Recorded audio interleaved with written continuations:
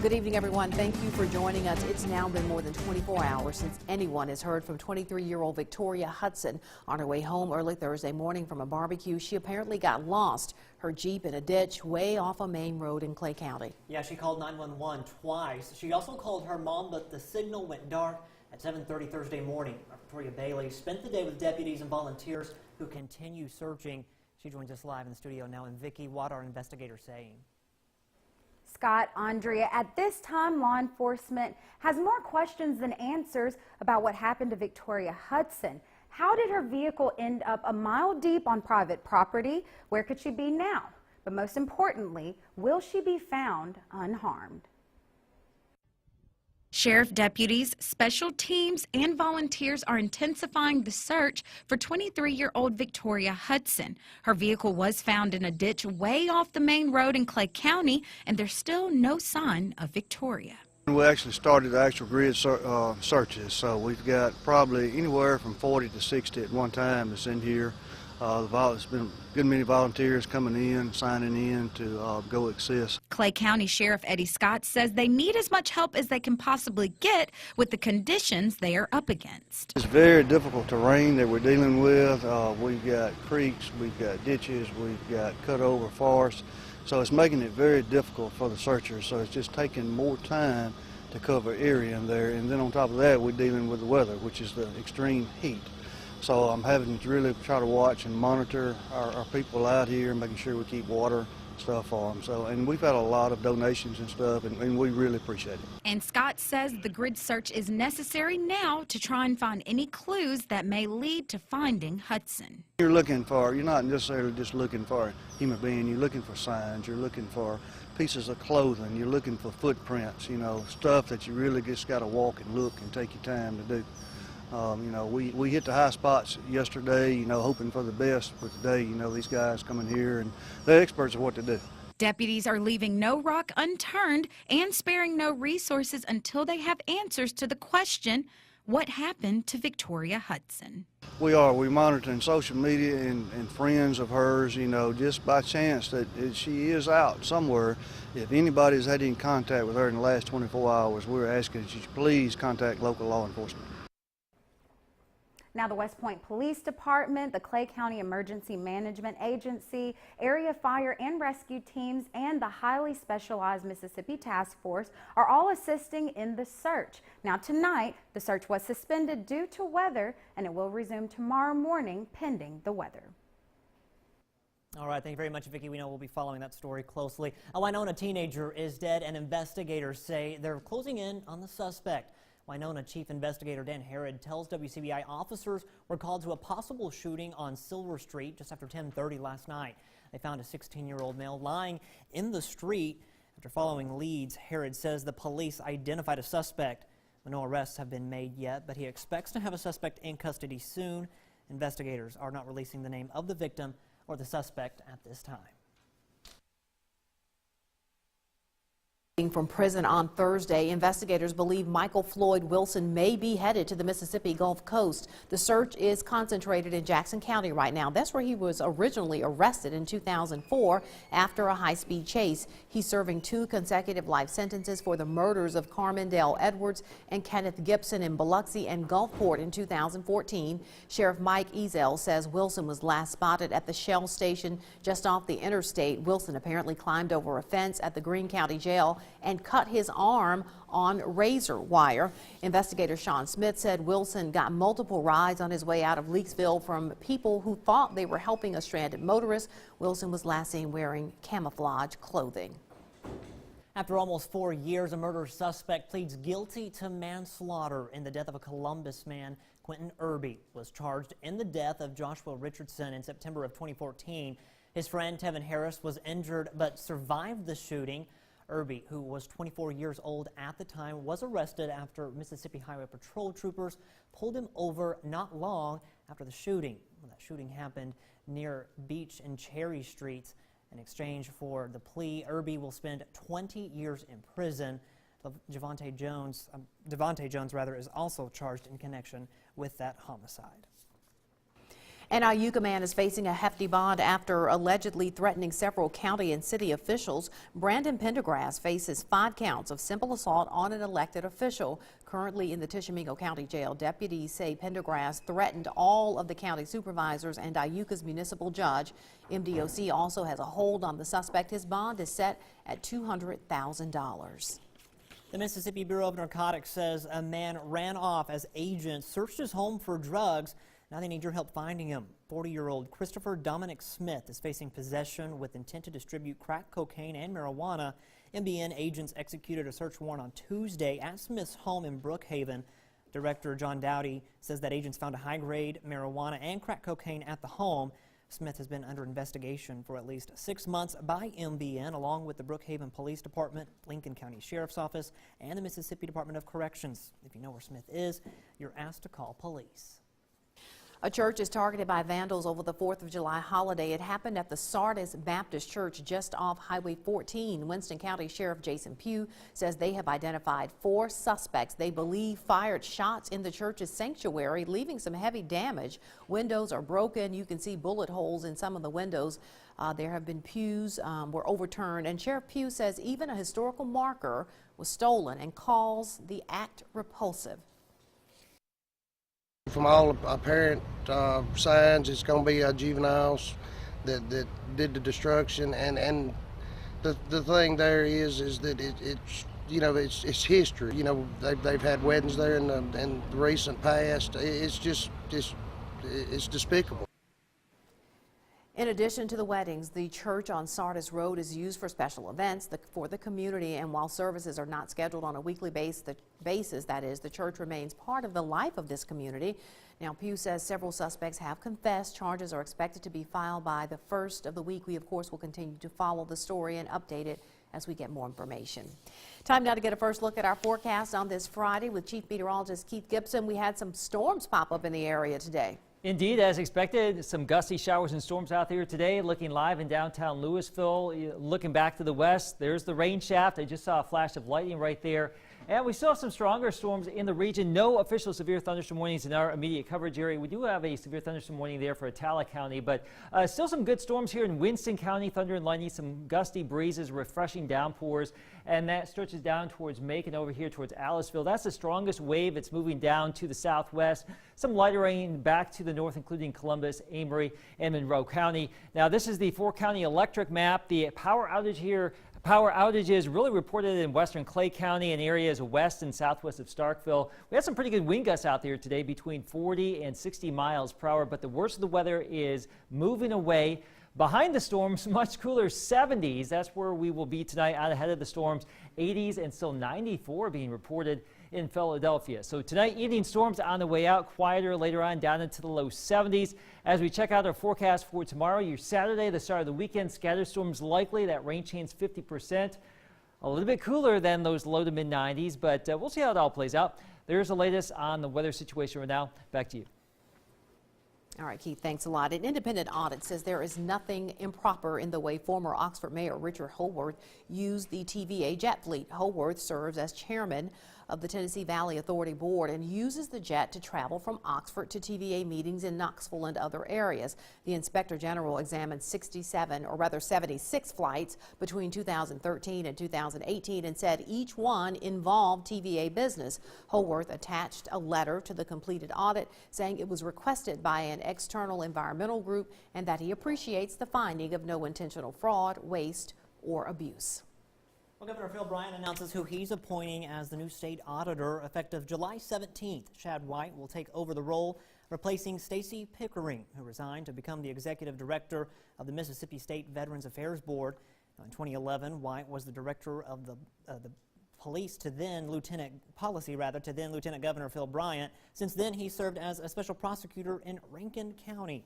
Governor Bryant says in a press release that White is a perfect fit for this important office. I'm Allie Martin in Tupelo. We'll take a look at the economic impact that swim meets and other athletic tournaments have for the city.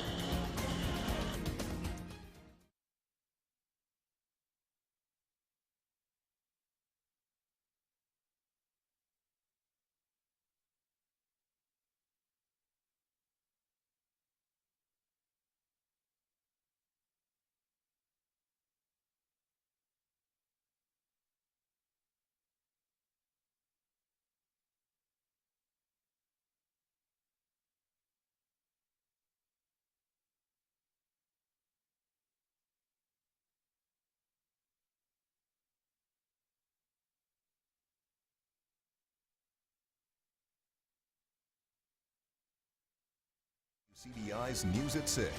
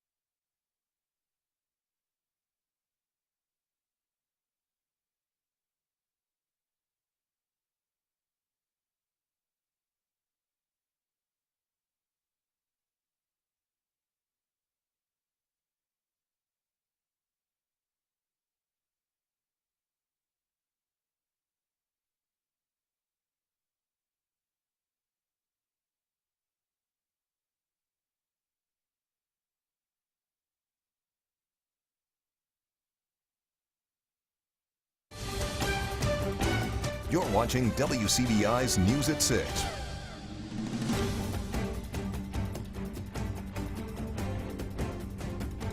Welcome back, everyone. It's a big weekend in Tupelo as people from all across the southeast are coming to town for a swim meet. Yeah, it kind of sounds like a little bit of fun too, and it can mean a big boost for the city. O'Reilly Martin tells us how events that are held at the Aquatic Center are a big investment for the city. No matter where they're from, visitors to the Tupelo Aquatic Center are impressed. The facility is great. In fact, we're trying to build a facility like this in Memphis. I love it. It's definitely an upgrade from what we have back at home. Swim meets mean big business for the Tupelo Aquatic Center. The Aquatic Center hosts 6 to 8 meets every year. Most competitors and their families are from out of town. Per family, it's 4 or 5 nights at hotels plus the food, so it's probably $1,000 that a family would probably spend to come here. Restaurants plan ahead for swim meets and other athletic events. In fact, a big tournament weekend can mean a big boost for a business's bottom line. A lot of weekends that are busy weekends like that, we will do almost an extra day's worth of business. So instead of having a 7-day week, we have an 8-day week. For employees, it means opportunities for more hours, and for the city, bigger sales tax numbers. In Tupelo, Allie Martin, WCBI News. And many visitors also take in popular attractions such as the Buffalo Park, the Auto Museum, and the Elvis Presley Birthplace and Museum. 6:13 and a live look in Vernon, Alabama at Durham's Pharmacy. We're still getting some rain over here. Now, the thunderstorms and showers will be on the way out this evening, but we still have more of those in the forecast for your weekend. The details are next.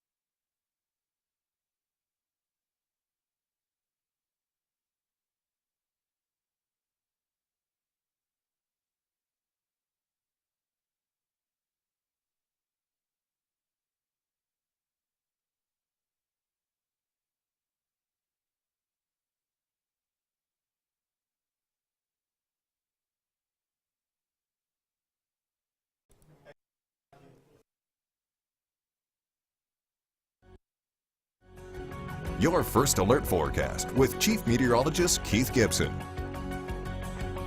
We will be staying unsettled as we go throughout the course of the weekend and next week. Warm and humid daily, chances of rain. Probably not a good experience to wash your car anytime soon due to the chance of rain. This is our time lapse from Tupelo today. We started out with a mix of sun and clouds, and then here comes the storm, some pretty good downpours. We actually had a wind gust in Tupelo at the airport of 47 miles per hour, some gusty wind, and you can see the storm over in Lamar County earlier this afternoon. Some pretty interesting wavy clouds associated with some of these storms and some outflow boundaries moving on through. I showed you this at 5. Look at that strike right there, zap.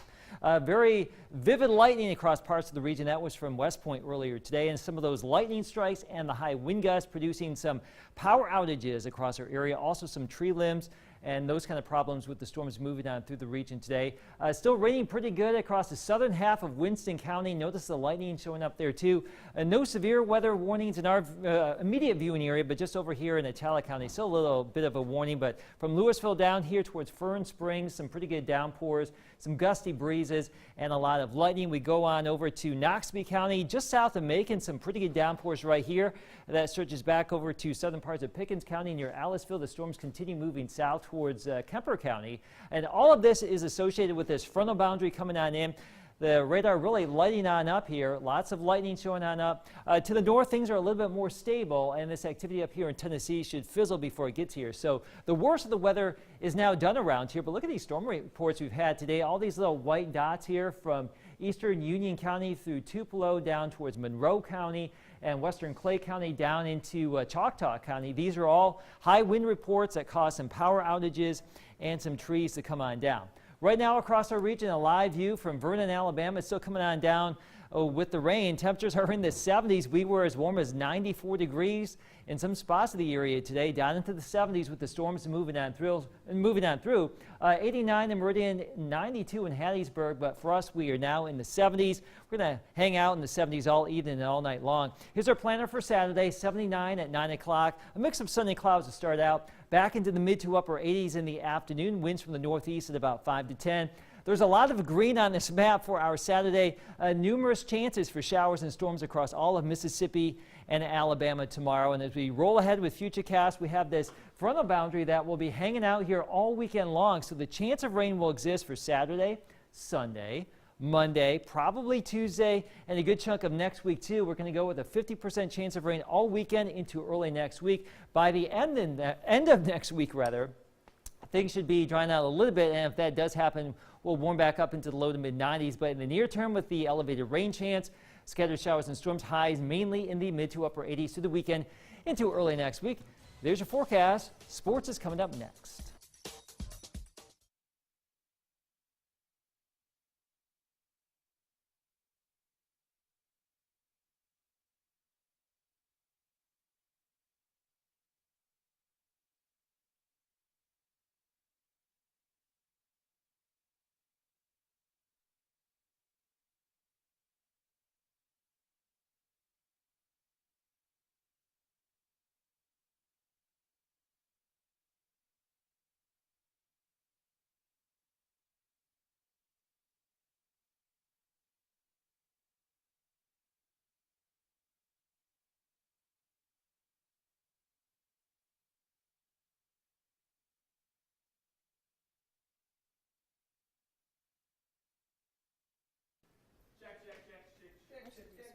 You shush.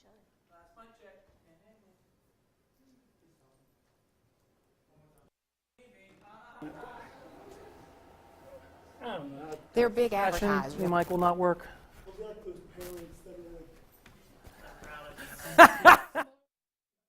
Who just? Oh.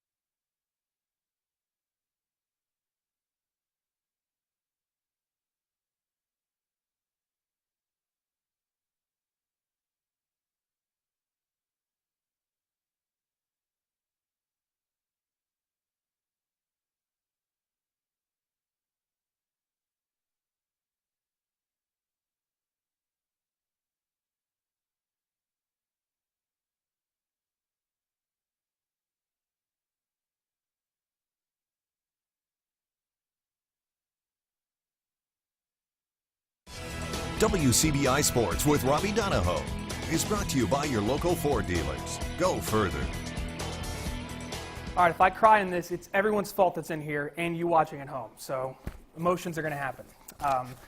Growing up in Indiana, I fell in love with basketball immediately. And to no surprise, I was drawn to the Indiana Pacers and their star shooter, Reggie Miller. He fed off the environments that he played in. He was passionate, fiery, profoundly clutch. But one of the things I admired most about Reggie was his loyalty. He played 18 years for the Pacers, all for one team. Not once did he ever think of playing for another team. And that's where I am today. I've spent 7 years on the WCBI TV team. That's actually one of my first sportscasts. I look ridiculous. I had offers and opportunities to move elsewhere to work in television, but nowhere could compare to here, which is the reason why I stayed so long in what I consider to be the best television sports job in the world. It doesn't get any better than here, but it would be extremely selfish of me to hold down this job forever and not allow someone else to take over and lead and to experience the joy, love, excitement, and passion that I felt on a daily basis here. So tonight is my final night as your sports director here at WCBI.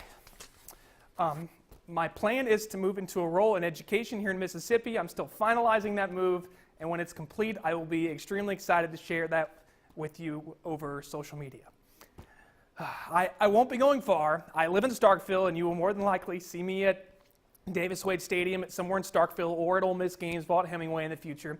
I hope when that happens that you'll still want to come up and say hi and talk sports with me, as that's probably my favorite part of the job is meeting all of you at games, because I love talking sports. That's my job.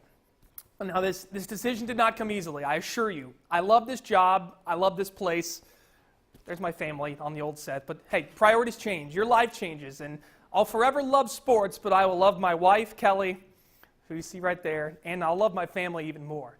And without Kelly, my parents, Rob and Sharon, and my sister, Brittany, I am nothing. And with them, I am more. And I want to see all of them and spend more time with them. And my new endeavor allows me to do just that, and I'm so excited for that opportunity, and that it's time for that. This